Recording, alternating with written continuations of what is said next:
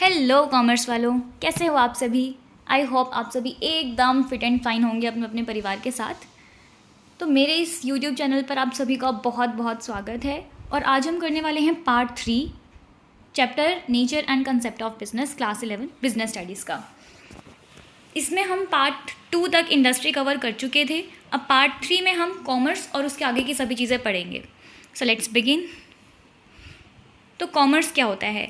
Last time हमने किया था इंडस्ट्री के अंदर हमने जो गुड्स थे वो बना लिए थे, चाहे हमने प्राइमरी सेक्टर से उन गुड्स को एक्सट्रैक्ट किया है, जेनेटिकली मॉडिफाई किया है, सेकेंडरी इंडस्ट्री में हमने उन गुड्स को मैन्युफैक्चर किया या कंस्ट्रक्ट किया है, या फिर टर्शियरी सेक्टर से हमने सर्विसेज प्रोक्योर की हैं, पर हमारे पास गुड्स आ चुके हैं इंडस्ट्री तक।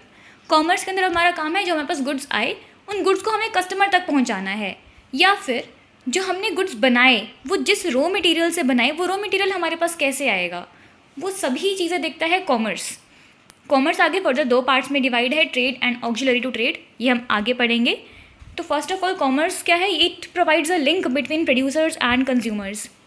बनाने वाले और कंज्यूम करने वाले के बीच में एक लिंक प्रोवाइड करता है। इसके अंदर वो सभी एक्टिविटीज़ आएंगी जो कि गुड्स के फ्री फ्लो में हेल्प करती हैं, कि वो फ्रीली फ्लो हो, कोई भी बीच में ऑब्स्टेकल ना आए from producer to customer. It removes various hindrances in free flow of goods. अब वो हिंड्रेंसेज क्या हो सकती हैं, वो ऑब्स्टेकल्स क्या हो सकते हैं? पर्सन का, मैं जिसको गुड बेचना चाहती हूँ मुझे वो पर्सन ही नहीं मिल रहा कि मेरे को किसको गुड्स बेचने हैं, वो उसके ऑब्स्टेकल दूर करता है ट्रेड। प्लेस, मुझे कहाँ तक गुड्स लेके जाने हैं, ट्रांसपोर्ट बताएगा, या ट्रांसपोर्ट से वो दूर हो जाएगा। टाइम, मुझे किस टाइम पे देना है, उस टाइम पे गुड्स अवेलेबल हों, वेयर हाउस उसको रिमूव करेगा।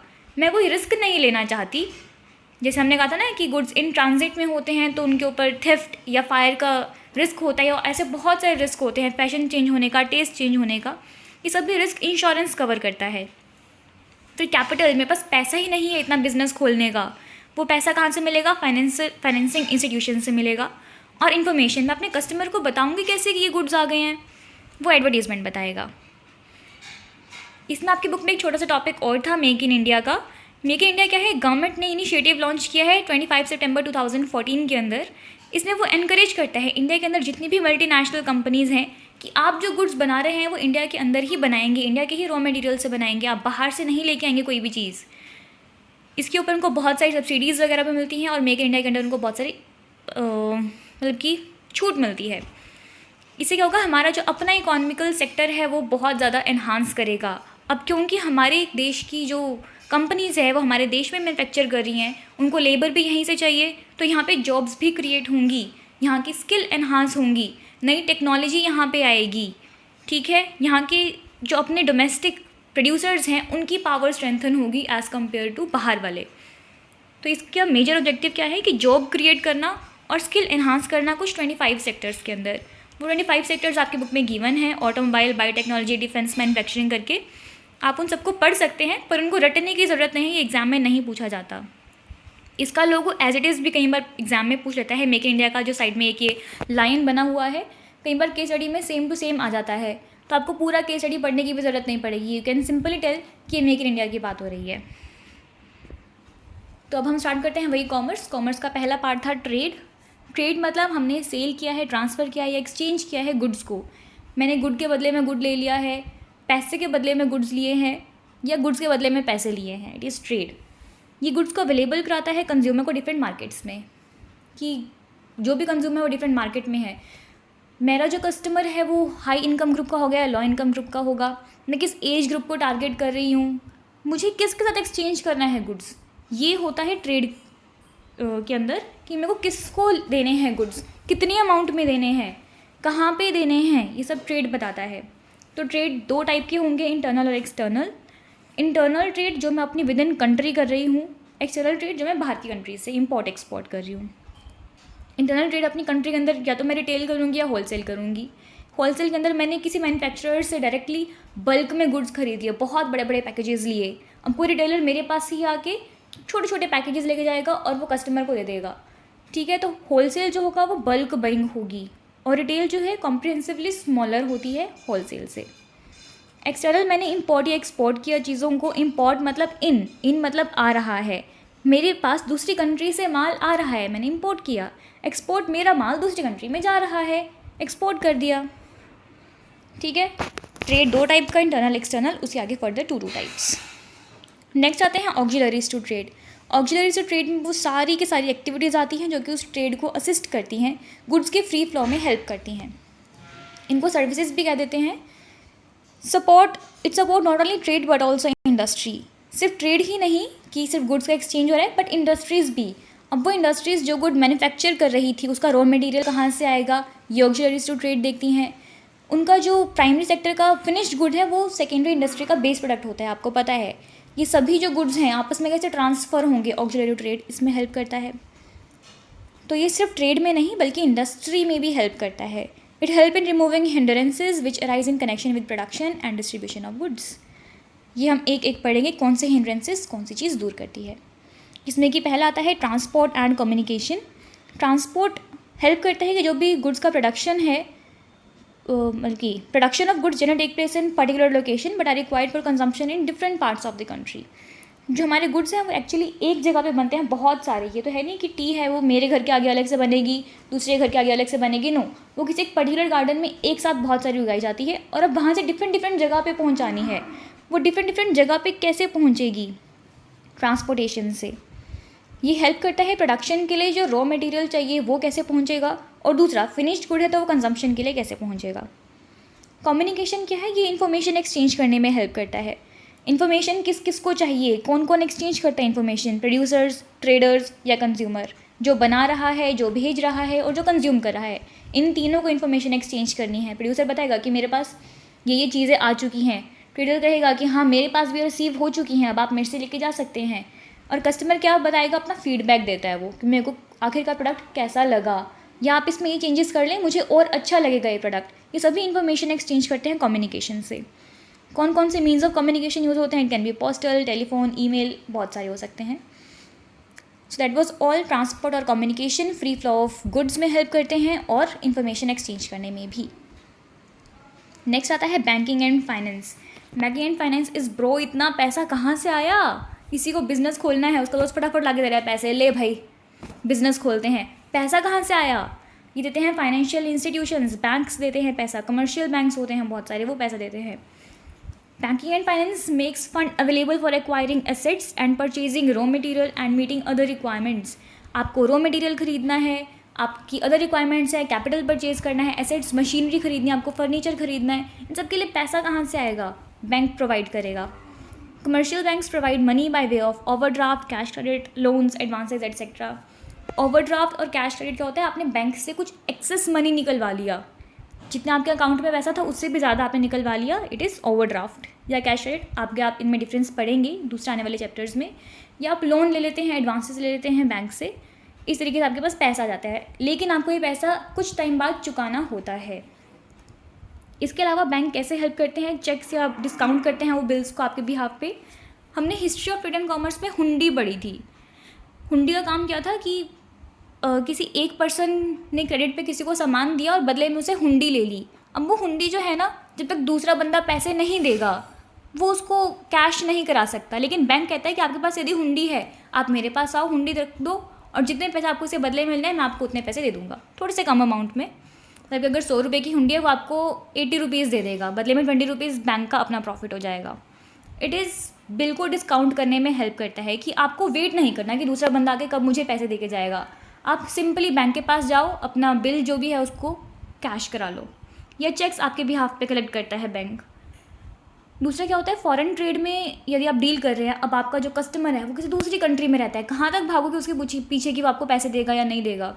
आप सिंपली बैंक के पास जाओगे कि मेरा ये कस्टमर है फॉरेन में, इसकी आप क्रेडिट वर्दीनेस चेक कर लो, इससे आप कभी मर्जी पैसे लेना, मेरे पैसे अभी दे दो जो इससे मेरे को लेने हैं, ठीक है। इस तरीके से फॉरेन ट्रेड में भी बैंक्स हेल्प करते हैं कि आपके फॉरेन कस्टमर से, क्लाइंट से मैं डील कर लूँगा, आप पैसे मेरे से ले लो। It also helps promoters of companies to raise capital from public. Company के प्रमोटर्स होते हैं जो इनिशियली कंपनी को सेटअप करने में हेल्प करते हैं। अभी कंपनी जो है इनकॉर्पोरेट नहीं हुई, उसको कोई सर्टिफिकेट नहीं मिला, लेकिन तब भी कुछ लोग जो उसको स्टार्ट करते हैं वो प्रमोटर्स होते हैं। उनको कैपिटल कौन देगा, उनको कैपिटल भी बैंक ही प्रोवाइड करता है कि आप कंपनी यहाँ से स्टार्ट कर लीजिए, ठीक है। तो बैंकिंग एंड फाइनेंस का पूरा जो सिस्टम है वो रिवॉल्व करता है कि आपको पैसे कहाँ से मिलेंगे, किस काम में आप पैसे लगाएंगे और पैसे किस तरीके से मिलेंगे।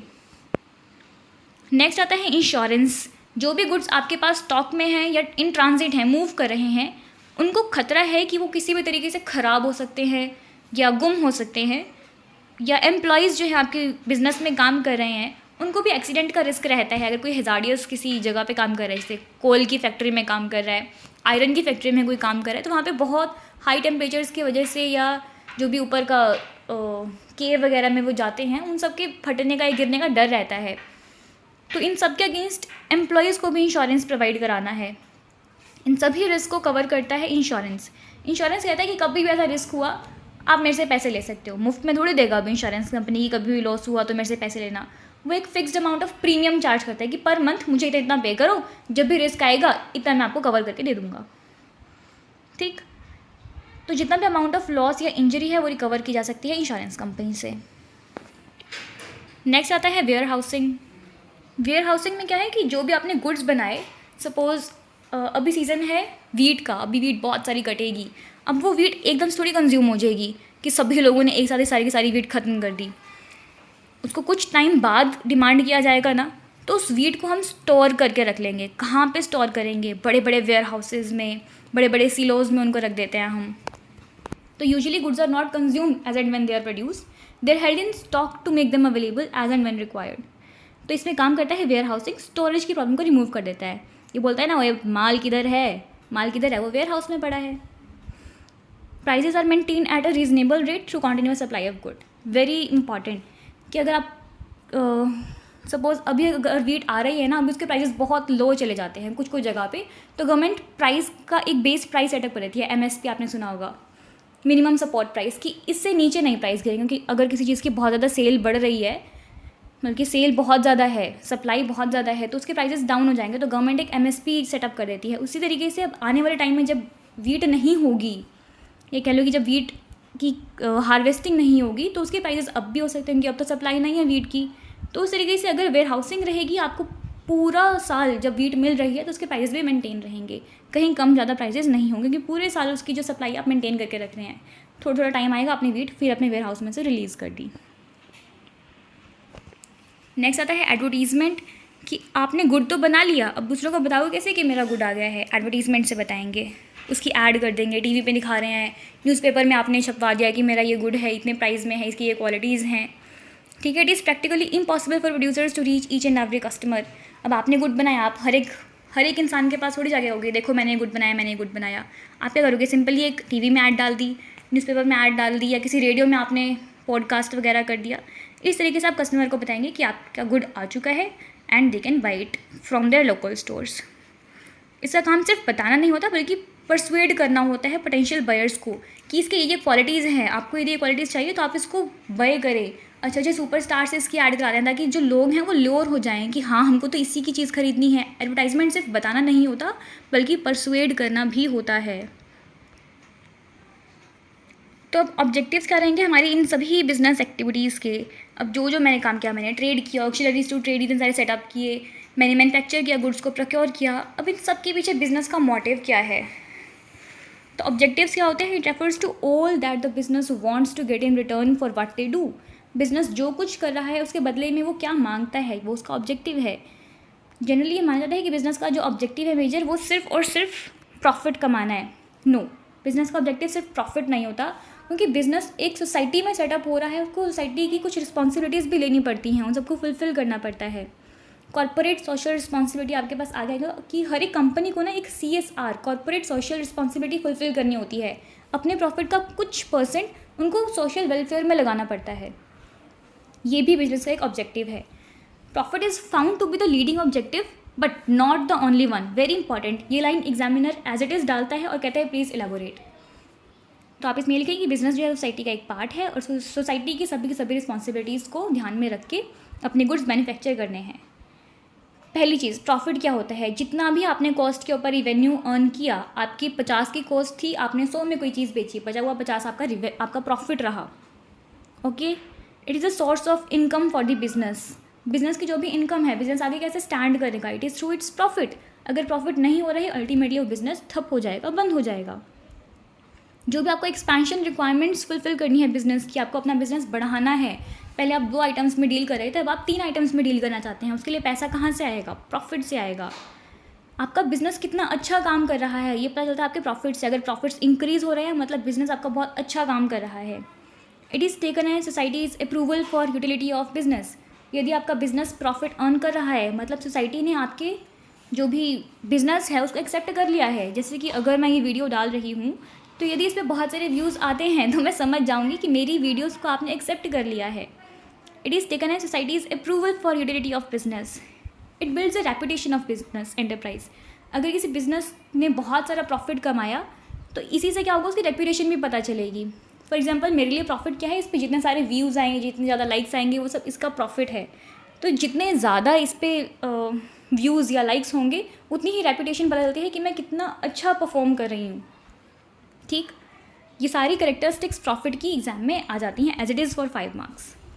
अब नेगेटिव इफेक्ट क्या रहेंगे? अगर कोई भी बिजनेस है वो सिर्फ प्रॉफिट पे ध्यान दे रहा है, मेरे को और प्रॉफिट चाहिए, तो इसके नेगेटिव इफेक्ट्स भी रहते हैं कि आप एम्फसाइज नहीं कर रहे हैं अदर ऑब्जेक्टिव्स पे, जैसे कि सोशल रिस्पॉन्सिबिलिटी। इससे नॉन कोऑपरेशन और इवन अपोजिशन हो सकता है इफेक्टेड पीपल से। अगर आप अपने एम्प्लॉयज़ का डेली बोनस काट के अपने ही बिजनेस में लगा रहे हैं, अल्टीमेटली आपके एम्प्लॉयज़ जो अच्छा काम करना बंद कर देंगे कि बॉस तो बोनस ही नहीं देता। एंटरप्राइज अपनी बिजनेस को लूज़ कर देंगे। अगर प्रोडक्शन नहीं हो रही है ढंग से, कस्टमर्स एक्सेप्ट नहीं कर रहे हैं गुड्स को, उनका बिजनेस बंद हो जाएगा, एंटरप्राइज को प्रॉफिट नहीं मिलेंगे। सिंपल। दिस बस कीजिए, बहुत हो गया कि आपको इतना प्रॉफिट नहीं कमाना कि आप बाकी सब चीज़ों को भूल जाएं। तो बिजनेस के मल्टीपल ऑब्जेक्टिव्स क्या रहेंगे? The objective define in concrete terms what the business is going to do, कि बिजनेस क्या करने वाला है। It also enables the business to analyse their own performance and take steps as necessary to improve their performance in future. Future में अपनी performance को improve करने के लिए बिजनेस को क्या स्टेप लेने चाहिए, अपनी प्रॉब्लम्स को या अपनी जो भी वो काम कर रहे हैं परफॉर्मेंस को एनालाइज करने में ऑब्जेक्टिव हेल्प करता है। अगर मेरा ऑब्जेक्टिव था कि इस साल मुझे 50 लाख की सेल करनी है और मेरी सेल सिर्फ 30 लाख की हुई है, वो 20 लाख क्यों नहीं हुए, ये मेरे ऑब्जेक्टिव से मुझे पता चलेगा। अगर मैंने कभी ऑब्जेक्टिव ही सेट नहीं किया कि मेरे को 50 लाख चाहिए तो मेरे लिए तो वो 30 लाख भी बहुत है। ठीक है, तो पहला बिजनेस का ऑब्जेक्टिव रहेगा एक मार्केट स्टैंडिंग क्रिएट करना, कि मैं अपने कस्टमर्स को एक कम्पिटिटिव प्रोडक्ट दे रही हूँ। अगर मेरी सपोज़ मैं टूथपेस्ट में डील करती हूँ और मैंने कहा मैं 50 का 20 ग्राम्स दूंगी और मेरा कंपेटिटर 20 में 50 ग्राम्स दे रहा है, तो ऑफकोर्स कस्टमर्स उसके पास जाएंगे, मेरे पास क्यों आएंगे। तो मुझे इस तरीके से डील करना है कि मैं अपने एटलीस्ट कंपेटिटर्स के साथ खड़े होने के लायक हूँ, मार्केट में मेरी कोई स्टैंडिंग है। इनोवेशन लेके आनी है। It is introduction of new ideas और methods in the way of something is done. अगर मैं हर बार सिर्फ वैसा ही टूथपेस्ट बेच रही हूँ, कोई मेरे पास नहीं आएगा, मुझे इनोवेट करना पड़ेगा। मैंने कहा इस साल मैं चारकोल लेके आई हूँ अपने टूथपेस्ट में, तो लोग और अट्रैक्ट होंगे। चाहे मैं प्रोडक्ट या सर्विस में कुछ इनोवेशन कर रही हूँ या फिर मैं उसको सप्लाई करने में कुछ इनोवेट कर रही हूँ, यानी कि मेरी सप्लाई चेन अलग है। सपोज़ पहले जो मेरा टूथपेस्ट था वो सिर्फ बड़े बड़े मॉल्स में मिल रहा था, अब मैंने उसको लोकल शॉप्स में भी प्रोवाइड करना स्टार्ट कर दिया। मैंने उसकी सप्लाई में चेंज लेके आया। इस तरीके से भी इनोवेशन हो सकती है, यानी कि प्रोडक्ट वही है लेकिन जगह नहीं है। प्रोडक्टिविटी एक मेजर ऑब्जेक्टिव रहेगा कि मुझे अपनी प्रोडक्टिविटी इंक्रीज़ करनी है, कि कितना इनपुट डाल के मुझे कितना आउटपुट मिल रहा है। मैं अगर 2 किलो शुगर से क्या प्रोड्यूस करते हैं, suppose sugar cane, 2 kilo sugar cane से मैं कुछ 1 kg शुगर प्रोड्यूस कर रही हूँ। अब मैं उससे कुछ ज़्यादा 2 की जगह मैं 2.5 किलो शुगर प्रोड्यूस कर रही हूँ। इस मैंने कम इनपुट में ज़्यादा प्रोडक्टिविटी लेके आई, ज़्यादा आउटपुट लेके आई, तो प्रोडक्टिविटी इंक्रीज़ हो गई। हर एक एंटरप्राइज़ का मेन एम क्या होता है कि उसको प्रोडक्टिविटी इंक्रीज़ करनी है, कम इनपुट में ज़्यादा आउटपुट मिल जाए, यानी कि आपके रिसोर्सेज का बेस्ट यूज़ हो रहा है, एफिशिएंट यूज़ हो रहा है। नेक्स्ट आता है physical and financial resources.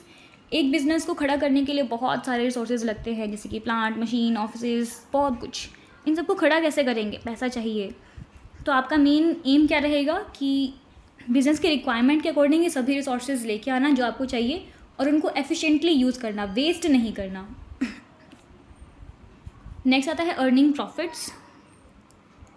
Of course ये तो मेन ऑब्जेक्टिव है ये कि हर एक बिज़नेस को प्रॉफिट्स अर्न करने हैं, कैपिटल इन्वेस्टमेंट पे या फिर रीजनेबल प्रॉफिट अर्न करने हैं। कैपिटल इन्वेस्टमेंट पे इसको मेजर किया जाता है कि आपने कितना कैपिटल इन्वेस्ट किया और उस पर कितना प्रॉफिट आ रहा है। हर एक बिजनेस एंटरप्राइज अपने प्रॉफिट्स इंक्रीज़ करने पे ही ध्यान देगा। नेक्स्ट आता है मैनेजर की परफॉर्मेंस और डेवलपमेंट। जो भी मेरा बिज़नेस है ना, वो मैनेजर की परफॉर्मेंस पे बहुत डिपेंड करता है कि मेरे बिज़नेस में कौन कौन काम कर रहा है। हर एक बिजनेस एंटरप्राइज को मैनेजर चाहिए कंडक्ट करने के लिए और कोऑर्डिनेट करने के लिए बिजनेस की एक्टिविटीज़, की बिजनेस एक्टिविटीज़ कैसे चल रही हैं कैसे नहीं, ये मैनेजर देखता है। अगर मेरा मैनेजर खुश होगा तभी वो मेरे बिज़नेस में एफर्ट्स डालेगा और जो मेरा बिज़नेस है वो आगे बढ़ पाएगा।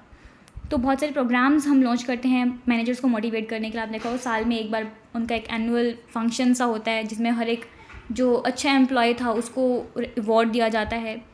सेम जैसे मैंने मैनेजर को खुश किया, मेरे को अपने वर्कर्स को भी खुश करना है। हर एक वर्कर्स को भी रिकॉग्नाइज़ किया जाता है, उनको कुछ मतलब कि बहुत सारे गिफ्ट्स दिए जाते हैं, उनको खुश करने के लिए बोनस प्रोवाइड किए जाते हैं। दिवाली का बोनस आता है। मुझे कोशिश करनी है कि जो मेरे वर्कर्स और मैनेजर्स हैं वो खुश रहें। यदि वो खुश हैं वो मेरे बिज़नेस में पहली बात तो छोड़ के नहीं जाएंगे मेरे बिज़नेस को, दूसरी बात वो बहुत अच्छे से भी काम करेंगे मेरे बिज़नेस को अपलिफ्ट करने के लिए, क्योंकि उनको रहेगी आशंका कि अगर प्रॉफिट्स बढ़े तो इस साल बोनस भी आएगा। They will try to increase my profits.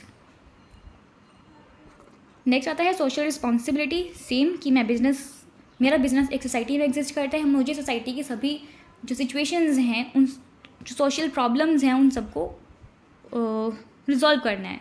जैसे कि मैं अगर सेट कर दूँ एक टारगेट कि मेरे को अपनी बिज़नेस ऑर्गेनाइजेशन में इस साल कम से कम 15 गर्ल्स हायर करनी है, तो एक सोशल रिस्पॉन्सिबिलिटी फुलफिल कर दी मैंने, गर्ल्स को रिकॉग्निशन प्रोवाइड की। तो ये सारे थे इसके ऑब्जेक्टिव्स। नेक्स्ट आते हैं बिज़नेस के रिस्क हमने किया था कि आपको लगता है कि फ्यूचर में कुछ अनसर्टेनिटी आने वाली है, तो उस अनसर्टेनिटी से सबसे मेन चीज़ है कि आपको लॉस होना चाहिए। आपको नहीं पता कि फ्यूचर में क्या होने वाला है और उस अनसर्टेनिटी की वजह से आपको लॉस भी हो सकता है। It is business risk.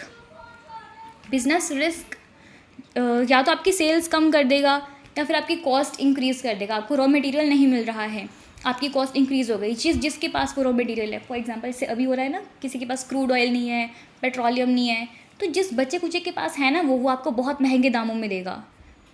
तो बिज़नेस रिस्क क्या, अनसर्टेनिटी क्या थी कि वॉर होगी, इसकी वजह से आपको रॉ मटेरियल नहीं मिले। रॉ मटेरियल ना मिलने की वजह से आपकी कॉस्ट जो है रॉ मटेरियल की वो बढ़ गई जिस बच्चे कुचे के पास है। तो इससे क्या होगा, या तो आपकी सेल्स कम हो जाएंगी या फिर कॉस्ट जो है इंक्रीज़ हो जाएगी। बिजनेस रिस्क फर्दर 2 टाइप के होते हैं, स्पेकुलेटिव और प्योर। स्पेकुलेटिव रिस्क होंगे कि कोई ऐसी अनसर्टेनिटी जिसकी वजह से आपको प्रॉफिट भी हो सकता है और लॉस भी। ये कैसे हो सकता है, आपने तो कहा था सिर्फ लॉस होता है बिजनेस रिस्क में, लेकिन यहाँ पे हम मेन अनसर्टेनिटी की बात करें। अनसर्टेनिटी मतलब कुछ ऐसी चीज़ आपको नहीं पता फ्यूचर में होगी जिसकी वजह से आपको प्रॉफिट भी हो सकता है, लॉस भी हो सकता है। जैसे कि हम बात करते हैं कोविड की। कोविड में आप ने देखा मास्क जो बनाते थे वो लोग, उनके लिए वो स्पेकुलेटिव रिस्क था। पहले जो मास्क बनाते थे उनको थोड़ी पता था कि कभी कोविड आएगा, लेकिन जब कोविड आया लोगों के लिए बिज़नेस ठप हो गया, लेकिन उनके लिए बिज़नेस बहुत राइज़ किया। अब उन्होंने मास्क बनाए तो it was a gain for them. Next आता है प्योर रिस्क, जिसमें आपको ये पता है कि एटलीस्ट मुझे प्रॉफिट नहीं होगा, it will only result in loss. अगर स्ट्राइक हो गई तो स्ट्राइक होने से प्रॉफिट तो होने से रहा, it will only result in loss. Strike हो गई तो लॉस, नहीं हुई तो नो लॉस। नेक्स्ट आता है nature of business risk. Business risk क्या होता है, कैसे होता है, उसकी क्या करेक्टरिस्टिक्स होती हैं, वो उसके नेचर में आ जाएंगी। पहली चीज़, business risk arise due to uncertainties. आपको नहीं पता फ्यूचर में क्या होने वाला है, इस वजह से बिजनेस रिस्क होता है। That is uncertainty about future and outcomes of these events. दूसरा आता है risk is an essential part of every business. हर एक बिजनेस में रिस्क होना कंपलसरी है। कोई ऐसी बिजनेस ऑर्गेनाइजेशन नहीं है कि उसमें रिस्क ना हो। आप रिस्क को शिफ्ट कर सकते हैं इंश्योरेंस कंपनीज़ में, आप उस रिस्क को मिटिगेट कर सकते हैं, कम कर सकते हैं, लेकिन आप उस रिस्क को टोटली ख़त्म नहीं कर सकते। आप ट्रांसफ़र कर सकते हैं, कम कर सकते हैं, लेकिन ख़त्म नहीं कर सकते रिस्क को। Degree of risk depends mainly upon the nature and size of business. आपका बिजनेस जितना बड़ा होगा उतना ज़्यादा रिस्क होगा। आप यदि फैशनेबल आइटम्स में डील कर रहे हैं, सीजनली आइटम्स में डील कर रहे हैं, रिस्क उतना ही ज़्यादा होगा। जैसे कि आज अष्टमी है, जितने भी लोग ये अष्टमी का सामान बनाते हैं ना, माता की चुन्नी हो गई या फिर अष्टमी के जो प्लेट्स हो गए, इन सब में जो डील करते हैं, इन सब के लिए रिस्क है। सीजनली ये काम होता है, कभी कभी डिमांड आ गई, कभी कभी डिमांड नहीं आई। जैसे कि बहुत सारे चेंज हो जाते हैं। अब बच्चे जो हैं वो पैकेट्स डिमांड करते हैं, छोटे छोटे बॉक्सेस के अंदर ना छोटी छोटी बहुत सारी चीज़ें। अब उनका डिमांड आ गया, फैशन चेंज हो गया, टेस्ट चेंज हो गया। तो ये डिपेंड करते हैं आपका बिज़नेस किस टाइप का है और बिज़नेस का क्या साइज़ है। Profit is a reward for risk bearing. अगर मैं कोई रिस्क उठा रही हूँ, मुझे बदले में क्या मिलेगा? Profit. No risk no gain, ये बहुत पुरानी सेइंग है कि यदि कोई रिस्क नहीं है तो आपको कोई प्रॉफिट भी नहीं मिलेगा। जितना ज़्यादा रिस्क होगा उतने ज़्यादा प्रॉफिट के चांसेस होंगे।